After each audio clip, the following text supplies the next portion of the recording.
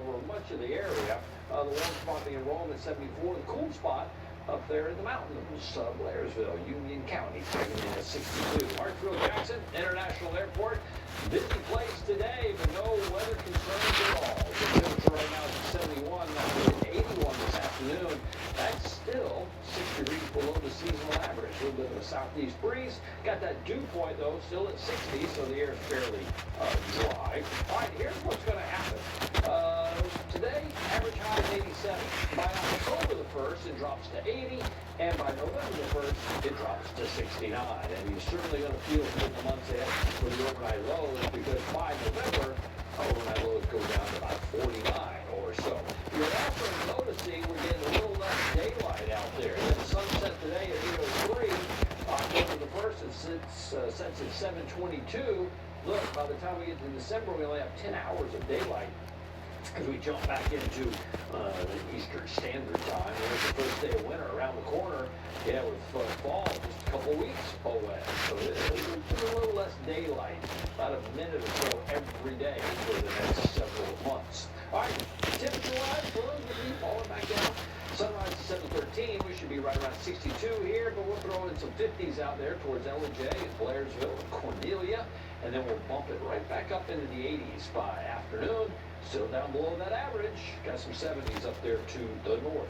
So we had a couple sprinkles, a couple light showers in extreme North Georgia today. We'll see the same thing come tomorrow afternoon. Most of us will stay really dry. That east wind still doing its thing, keeping that temperature at bay. But I do think we'll see a little bit more activity in here on Wednesday as the disturbance comes our direction.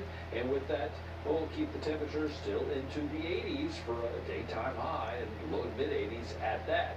But by the time we get toward the end of the week, we start seeing that steady rise in the temperature. Friday and into Saturday right now, from this vantage point, we get kind of warm. Back up near 90 in a lot of spots by the first part of the weekend, and we'll retreat a little bit early next week. One thing we're going to find, limited rain opportunity, and then as we get into the weekend and beyond, look what happens. It gets really dry quick. Here's that extended outlook, and the high and low temperatures coming up just a tad. So we've been mild. We'll get a little bit warmer, especially Friday, Saturday, and on into Sunday.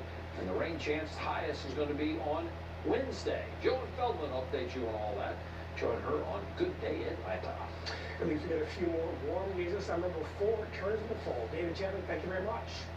Well, it sounded like a good idea to many folks at the time, but the Biden administration's push to convert school buses to electric power is not working out the way it was planned.